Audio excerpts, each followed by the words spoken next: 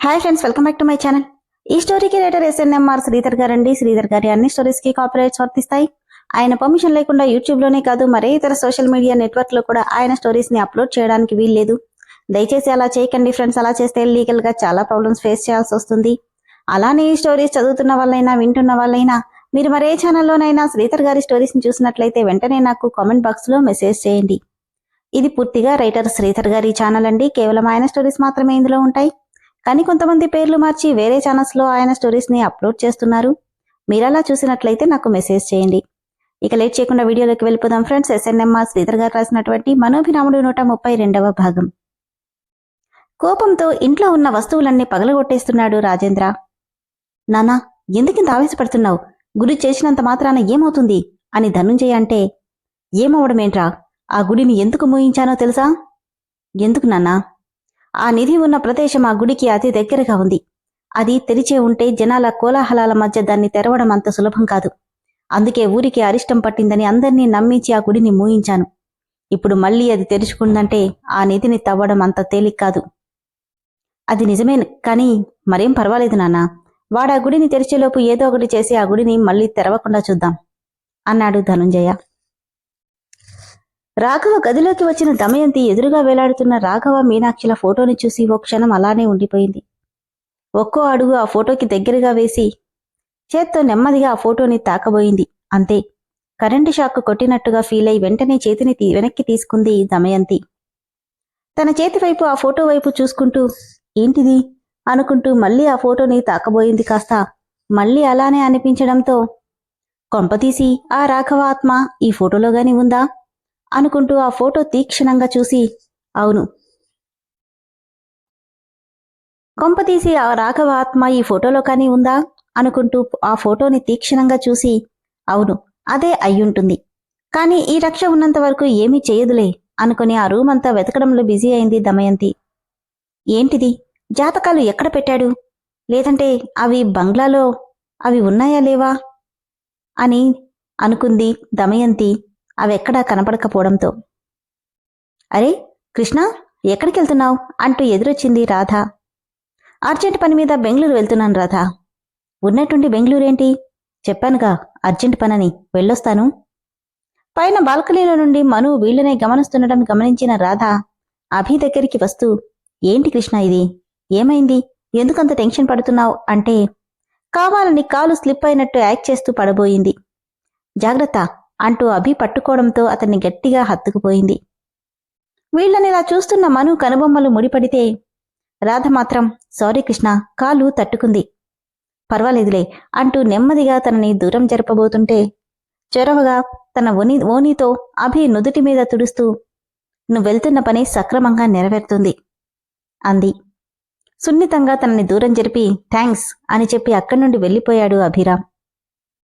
అభి ఈ టైంలో ఎక్కడికి వెళ్ళడు కదా, ఎక్కడికెళ్తున్నాడు అనుకుంటూ పరుగు పరుగున కిందకొచ్చింది మను. కాని అప్పటికే అభి కారు కనబడనంత దూరం కనుమరుగైపోయింది. ఏంటి మను, ఇలా పరిగెత్తుకుంటూ వచ్చావేంటి అని అడిగింది రాధ. అభి ఎక్కడికెళ్ళాడు? ఏదో అర్జెంటు పనంట, బెంగళూరెళ్ళాడు. బెంగళూరుకా? అదేంటి, నాతో మాట మాత్రమైనా చెప్పకుండా? అవునా, నాకు చెప్పాడులే, ఏదో హడావిడిలో మర్చిపోయింటాడు. తానొచ్చేసరికి లడ్డూ చేసి పెట్టమన్నాడు. అసలే కృష్ణకి చెప్పిన పని చేయకపోతే కోపం వస్తుంది అంటూ అక్కడి నుండి రాధ వెళ్ళిపోతే వెళ్తున్న తన వైపే చూస్తూ, నాకు చెప్పకుండా తనకి చెప్పడమేంటి అనుకుంటూ ఆలోచనలో పడింది మను. వీడు వెళ్ళి 2 రోజులైపోయింది. ఇంతవరకు ఇంటికి కూడా రాకుండా ఎక్కడికెళ్ళాడు అనుకుంటూ రామ్ రూంలోకి రాగానే వెనక నుండి అతన్ని గట్టిగా హక్ చేసుకుంది యశు. ఒక్క క్షణం ఉలిక్కిపడి వెంటనే వెనక్కి తిరిగి తనని దూరంగా తోసేశాడు. అబ్బా, ఏంటి బావా ఇలా తోసేశావు? ఏయ్, ఏం చేస్తున్నావు నువ్వు? నేనేం చేశాను బావా, నీకోసమే ఇందాక నుండి వెయిట్ చేస్తున్న దానివి పిలవాలి కానీ హక్ చేసుకోవడమేంటి? మెలికలు తిరుగుతూ, అంటే బావా, మొన్నటిదాకా నీ మీద నాకున్న ఫీలింగ్ ఏంటో కన్ఫ్యూజన్లో ఉన్నాను. కానీ మొన్న నువ్వు పెట్టిన ముద్దులో అదేంటో నాకు తెలిసిపోయిందంటూ సిగ్గుపడుతూ చెప్తుంటే, ఏయ్, అదేదో బై మిస్టేక్ జరిగింది. ఎలా అయితే ఏంటి బావా, పెదవులు నావే, ముద్దు నీదే కదా. పిచ్చి పిచ్చిగా మాట్లాడితే మొహం పగలగొడతా, పో ఇక్కడి నుండి అంటుంటే తన షర్ట్ కాలర్ పట్టుకొని దగ్గరికి లాక్కొని అతని కళ్ళల్లోకి చూస్తూ, ఎందుకు బావా అంత కోపం? నువ్వు పొరపాటున పెట్టినా అది నాకు తీయటి తొలిముద్దు. నాకు తెలిసి నీకు కూడా అది తొలిముద్దే, అవునా? కాదు, నాకది ఫస్ట్ కిస్ కాదు. ఎందుకంటే నేను ఆల్రెడీ చాలా మంది అమ్మాయిలతో డేటింగ్ చేశాను. అబద్ధం చెప్పకు బావా, నీకస్సలు సూట్ అవ్వదు. తన చేతుల్ని విసిరి కొట్టి, అబద్ధం కాదు. ఎందుకంటే నేను పుట్టింది పెరిగింది ఇక్కడైనా చదువుకుంది మొత్తం ఫారిన్లో. అక్కడివన్నీ కామన్.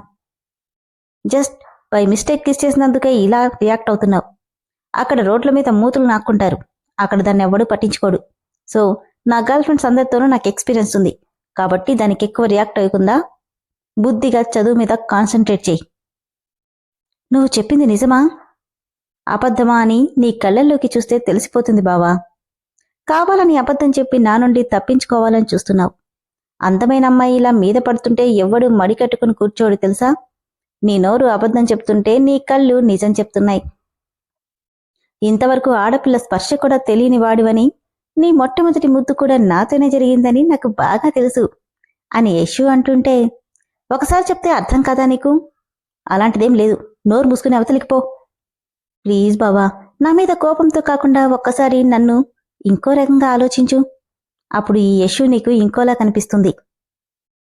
కోపంగా ఇంకో రకంగానే కదా? ఖచ్చితంగా ఆలోచిస్తా. మెరిసే కళ్ళతో నిజంగానా? హా, నువ్విలా మాటలతో చెప్తే వినవు కదా అంటూ తన చెయ్యి పట్టుకుని బయటికి గింటేస్తూ, ఇలా చేతలతో చెప్తే వింటావు అని డోర్ క్లోజ్ చేసేశాడు. బావా బావా బావా, డోర్ ఓపెన్ చేయి, ఇంకేం మాట్లాడంలే, నాకు సబ్జెక్ట్ చెప్పాలి అని అరుస్తున్నా ఎంతకీ డోర్ ఓపెన్ చేయలేదు రామ్. అర్జెంట్ పనుందని చెప్పి బెంగళూరు వెళ్లిన అభిరామ్ 2 రోజులైనా తిరిగి రాలేదు. మను మనసులో, ఏంటిది, ఎంత అర్జెంట్ పనైతే మాత్రం ఒక్క మాట కూడా చెప్పకుండా వెళ్ళిపోయాడు. 2 రోజుల నుండి ఒక్కసారి మాత్రమే ఫోన్ లిఫ్ట్ చేశాడు. హలో అనగానే బిజీగా ఉన్నానని చెప్పి పెట్టేశాడు. తర్వాత ఇంతవరకు ఫోనే లేదు. అసలెక్కడికెళ్ళాడు? నిజంగా ఆఫీస్ పనైతే ఇంత బిజీగా ఉంటాడా అనుకుంటూ అక్కడికి రాధ వచ్చిన విషయం కూడా గమనించలేదు మను. మను, ఏంటంతలా ఆలోచిస్తున్నావు? ఏం లేదు రాధ, అభి ఊరెళ్ళి 2 రోజులైంది. ఫోన్ చేస్తుంటే బిజీగా ఉన్నానంటున్నాడు. కనీసం నాకు చెప్పకుండా వెళ్ళిపోయాడు. ఇది మరీ బాగుంది మను. తనకి వర్క్ ఉన్నప్పుడు వెళ్లకుండా నీకు చెప్తూ కూర్చుంటాడా ఏంటి? నిజమే, కానీ ఒక 4 నెలల నుండి ఆయన నాకు చెప్పకుండా ఎక్కడికి వెళ్ళింది లేదు. ఏమీ తెలియనట్టే రాధ. 4 నెలల నుంచా? అంటే ముందంతా చెప్పేవాడు కదా అని అడిగింది తడబడుతూ. అంటే అది ఇంతకుముందు చాలా కోపంగా ఉండేవాడు. ఏదైనా మాట్లాడాలంటే చాలా భయంగా అనిపించేది. కానీ ఈ మధ్య అలా కాదులే, నాకు చెప్పకుండా ఎక్కడికి వెళ్ళడు అని మను గర్వంగా చెప్తుంటే, అబ్బో, నీ గురించి నాకు తెలీదా? మీ ఇద్దరి మధ్య ఉన్న పందెం గురించి నాకు తెలీదనుకున్నావా? గొప్ప కోసం ఎన్ని అబద్ధాలు చెప్తున్నావు? ఇంకా ఎక్కువ రోజులు నీ ఆటలు సాగనివ్వను. మీ మధ్య ఉన్నది కేవలం 2 నెలలు. ఈ 2 నెలలలో నిన్నెలాగైనా నా కృష్ణ నుండి శాశ్వతంగా దూరం చేశానని రాధ అనుకుంటుంటే, ఏంటి రాధా అంతలా ఆలోచిస్తున్నావని అడిగింది మను. అబే, ఏం లేదు మను. మరి ఇన్నాళ్ళు నీకు చెప్పకుండా ఎక్కడికి వెళ్ళనివాడు ఇప్పుడు ఉన్నట్టుండి చెప్పా పెట్టకుండా వెళ్ళిపోయాడంటే ఎక్కడికి వెళ్ళినట్టు? నీకంటే ముఖ్యమైన పనేదో వచ్చుంటుంది. ఏంటి, నాకంటే ముఖ్యమైన పనా? అంటే ఏముంది? ఈ కాలంలో మగాళ్ళని అస్సలు నమ్మలేం తెలుసా? ఈ ఊర్లోనే గిరిజని నా ఫ్రెండ్ ఉంది. అది అంతే. నా మొగుడు బంగారం, నేను చెప్పిన మాట దాటడు, నన్నొదిలి ఎక్కడికి వెళ్ళడు అని గొప్పగా చెప్పుకునేది. తీరా చూస్తే ఏమైందో తెలుసా? ఏమైంది? ఏముంది, ఆ మొగుడు గారు దీన్ని బాగా నమ్మించి పక్కూర్లో ఎవరో అమ్మాయితో సంబంధం పెట్టుకున్నాడు. అయ్యో, అలా ఎలా చేశాడు? ఆ మాట పంచాయతీలో అడిగితే దాంతో ఎప్పటి నుండో సంబంధం ఉంది, పెళ్లి చేసుకున్నానని దాన్ని వదిలేయాలా అన్నాడంట. కాబట్టి మగాళ్ళంతా ఒక్కలే ఉంటారు. మా ఆయన నాకు చెప్పకుండా ఏమీ చెయ్యడు అనుకోకు. అసలే కృష్ణ ఒకప్పుడు ఇలాంటి వాటికి బాగా అలవాటు పడ్డవాడు. పెళ్ళయ్యాక మానేయాలని రూలేమైనా ఉందా ఏంటి అంటే తన మాటలకు గట్టిగా నవ్వేసింది మను. ఎందుకలా నవ్వుతున్నావు? ఏం లేదు, నీ మాటలకి నవ్వొస్తుంది. అదే ఎందుకు? ఎందుకేంటి? అభి మీద నాకంటే నీకే ఎక్కువ నమ్మకం ఉందని అంటున్నా, కానీ నువ్వే అభి గురించి ఇలా మాట్లాడుతుంటే నవ్వక ఏం చేయను? నా కృష్ణ మీద నాకెప్పటికీ నమ్మకం ఉంటుంది. నేను చెప్పేది నీ భర్త గురించి. ఇద్దరూ ఒక్కరేగా? ఎలా అవుతుంది? చిన్నప్పటి నుండి నాకు బాగా తెలుసు. కానీ నీకు తెలిసింది అభి. నీ మొగుడు గురించి నాకేం తెలుస్తుంది? నీ మాటలు చాలా విచిత్రంగా ఉన్నాయి రాధా. అభి కృష్ణ ఇద్దరూ ఒక్కటే అయినప్పుడు ఒకరు దారి తప్పితే మరొకరు కూడా తప్పినట్టే కదా అని నవ్వి, సర్లే నేను స్నానం చేసేస్తాను, ఇద్దరం గుడికెళ్దాం, త్వరగా వచ్చేయ్, నేనీలోపు గార్డెన్లో పువ్వులు కోస్తుంటానని చెప్పి రాధ వెళ్ళిపోవడంతో టవల్ తీసుకుని స్నానానికి వెళ్ళిపోయింది మను. శివుడికిష్టమైన పువ్వులన్నీ కోస్తూ, దీనికి కృష్ణ మీద ఇంత నమ్మకమేంటి, ఆ నమ్మకాన్ని కరిగిస్తే గాని వీళ్ళిద్దరూ విడిపోరు అని కసిగా అనుకుంటూ మను రూం వైపు చూసిన రాధకి బాల్కనీలో ఎవరూ చూడకుండా గోడ దూకి మను రూంలోకి దొంగలా వెళ్తున్న రామ్ కనిపించాడు. అంతే, షాక్తో కళ్ళు పెద్దవయ్యాయి రాధకి. ఇదేంటి, రామ్ ఈ టైంలో వెళ్తున్నాడు, తను స్నానం చేస్తుంది కదా అనుకుని గబగబా అక్కడికెళ్లేది కాస్త అంతలోనే ఏదో కన్నింగ్ ఐడియా రావడంతో వెళ్తుంది కాస్త ఆగిపోయింది. అవును, వీళ్ళిద్దరూ ఇంతకుముందు ప్రేమించుకున్నారు. ఈ విషయం ఎవరికీ తెలీదు. ఇప్పుడు వీళ్ళిద్దరినీ ఒకే రూంలో ఇంట్లో వాళ్ళంతా చూస్తే వీళ్ళాడుతున్న నాటకాన్ని అందరి ముందు బయట పెట్టాలి. అప్పుడే ఆ మను ఇంట్లో అందరికీ తెలుస్తుంది. ఏమైనా తేడా వచ్చినా రామ్ ఫోన్లో ఉన్న మను ఫోటోలు సాక్ష్యాలుగా చూపించచ్చు అనుకుని బంగళాలోకి పరుగులు పెట్టింది రాధ. అప్పుడే ఒకప్పటి ఆ గుడి పాత పూజారులను వెంట పట్టుకుని వచ్చారు కౌశర్య శర్మలు. అమ్మగారు, మీరు చెప్పినట్టే మన ఆలయం పాత పూజారులను తీసుకొచ్చాను అని శర్మ అంటే, నమస్కారమమ్మా, ఎలా ఉన్నారని పలకరించారు వాళ్ళు. కూర్చోండి అని గాయత్రిని కూడా పిలిచి గుడి తెరవడానికి ఏమేం పూజలు హోమాలు చెయ్యాలో మాట్లాడుకుంటుంటే రాధ పరిగెత్తుకుంటూ వచ్చి, అత్తయ్య, అమ్మా అంటూ ఆయాసపడుతుంటే, ఏమైంది రాధా, ఉన్నట్టుండి అలా పరిగెత్తుకొచ్చావేంటి? అత్తయ్య, అది మను రూంలోకి ఎవరు దొంగ దూరాడు. అరుంధతమ్మ కంగారుగా, ఏంటి? అవునమ్మమ్మా. రాధా, నువ్వు పొరపడుతున్నావేమో, పట్టపగలు చుట్టూ ఇంతమందిని పెట్టుకుని దొంగేలా వస్తాడు? అయ్యో లేదమ్మా, నేను చూశాను, బాల్కనీలో నుండి కృష్ణ రూంలోకి వెళ్ళాడు, అసలే మను ఒక్కటే ఉంది, తొందరగా పదా. రాధా, అది ఇంపాసిబుల్, ఇంత సెక్యూరిటీ ఉంటే ఎలా వస్తాడు చెప్పు అంది గాయత్రి.